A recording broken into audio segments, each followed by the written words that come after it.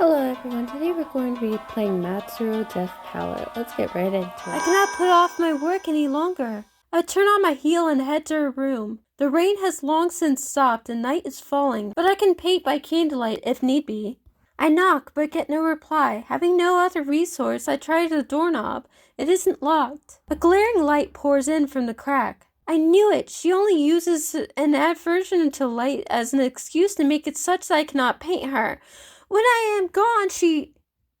Oh, what words could possibly describe the beauty of the scene before me? Beams of light illuminate her as she dozes by the window. She cuts a beautiful figure, and yet what draws my attention even more is her flaxen locks of hair and rosy skin. The image of her died but in the light of the setting sun is far more breathtaking than any of the portraits that hang in the old man's room. Her hue, clad in the robes of sundown, fills the dreary room. I stand frozen until the sun sinks below the horizon, unable to paint a single thing. When I wake, the world outside the window shines white. The rain that had departed yesterday has returned, but only in smaller fits of spurts. In its stead, a thick fog envelops the mansion, and in the midst of all this, she declares that she wants to go on a walk. A vast garden encompassing the mansion, and the rain and fog turn it all the more into a meandering, perplexing maze. The angel sculptures scattered about seem to sneer at any and all artists who find themselves at the mercy of her whims. She walks a little while, then quickly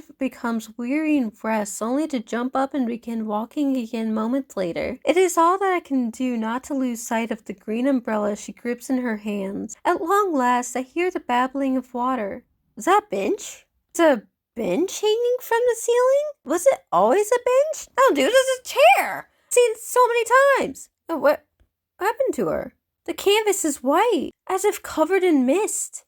What? Oh, there's an umbrella. An umbrella is leaning up against the easel. Oh, it's boring always painting me inside, yes? My complexion is better thanks to yesterday. It's true. Her hair and skin have color now. I'll show you the garden for a change of pace. It's very large, you know. You might get lost. For all eternity. Oh god. Day 5. Oh dear, it's still raining slightly. Umbrella, necessary for walking in the rain. Quickly now, before I melt in the rain.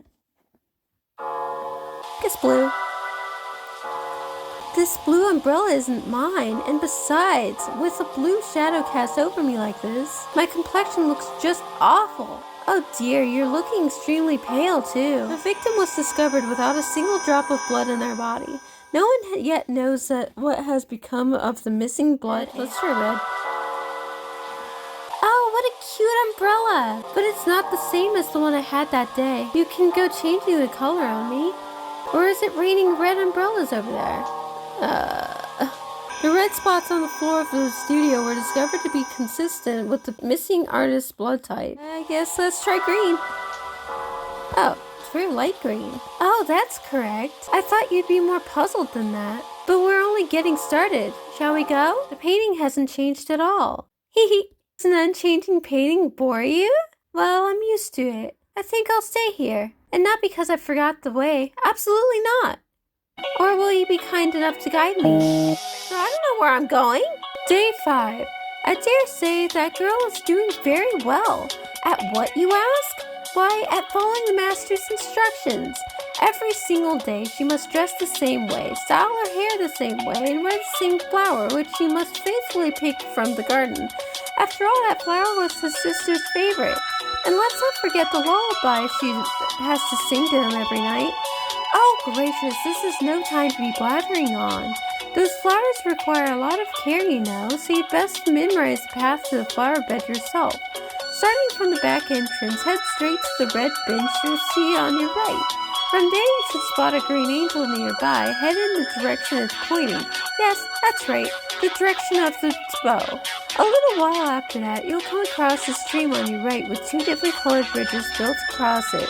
Pass the first one by, then take the second yellow bridge. Make certain you don't cross the green one, as it leads in another direction. If you keep on for a bit, you'll find the place where the blue flowers bloom. Alright, well I definitely need to write that junk down, so just a second. It It's a painting of a garden enveloped in fog. It looks like there's a path further in on the girl's right-hand side. There are statues of angels. May as well sketch all of them. Wonder what it's celebrating. And the next, a cupid. Lastly, it's pointing up to the heavens. Is this a painting of... If it is, I'll need that bridge.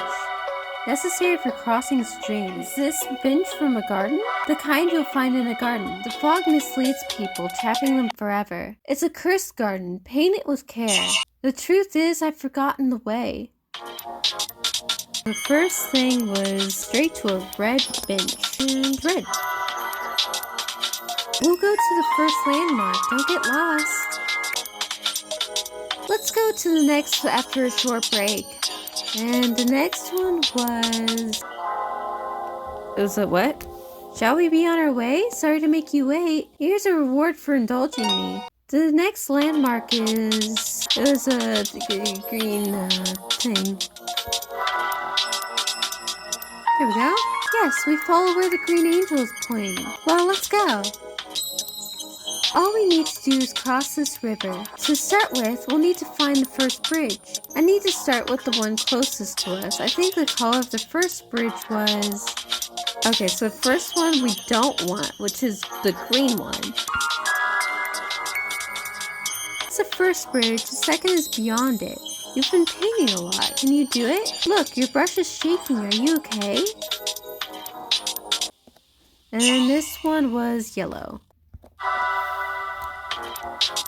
Yes, I wanted to go beyond the yellow bridge. Thank you for letting me. It must have been hard. See? The flowers blooming in this corner. They seem to be the same color as the one in her hair. Mine wilted, so I came to get a new one. You'll get mad at me if I leave mine faded. But these don't have any color either. This won't do me any good. Let's go. Do you know what color this flower is? But you've painted too much today. Don't you think you should rest? Or are artists compelled to take up their brushes whenever they stand before a canvas? Fine, do it quickly and precisely. Paint it if you can.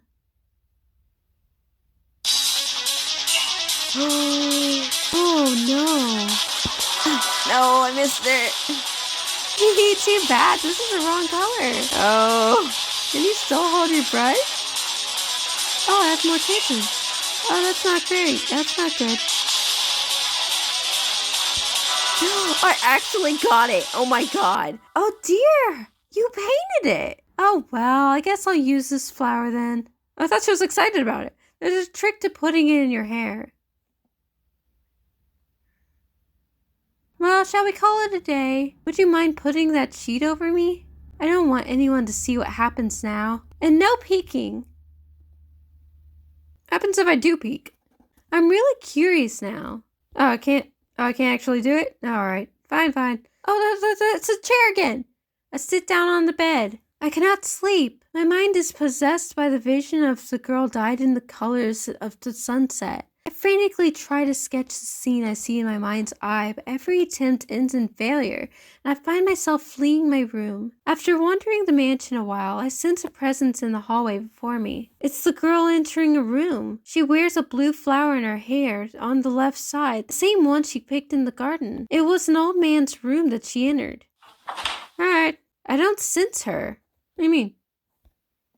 The door slightly open. I attempt to pass by, but my curiosity seizes me and I stand listening at the door. The faint sound of a song reaches my ears. Is she singing?